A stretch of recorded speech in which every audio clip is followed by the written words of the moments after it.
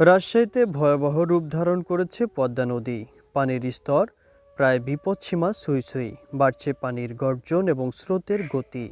বিশেষ সতর্কতায় টিবাঁধে জনসাধারণের প্রবেশ নিষেধাজ্ঞা জারি করেছে রাজশাহী পানি উন্নয়ন বোর্ড। রাজশাহী সদর, গোদাগাড়ি, চারঘাট, বাঘার নদীর তীরবর্তী এলাকা ও কয়েকটি চর অঞ্চল প্লাবিত হয়েছে।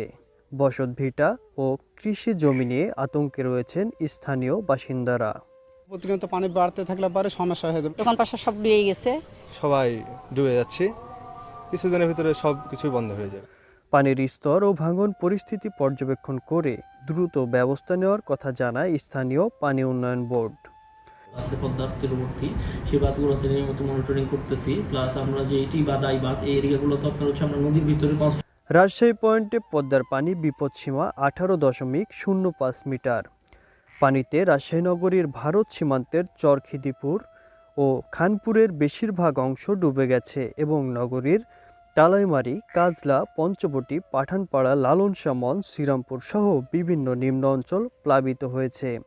এতে শতাধিক পরিবার নিরাপদ আশ্রয়ে রাজশাহী শহরের বাঁধের পাশে আশ্রয় নিয়েছেন।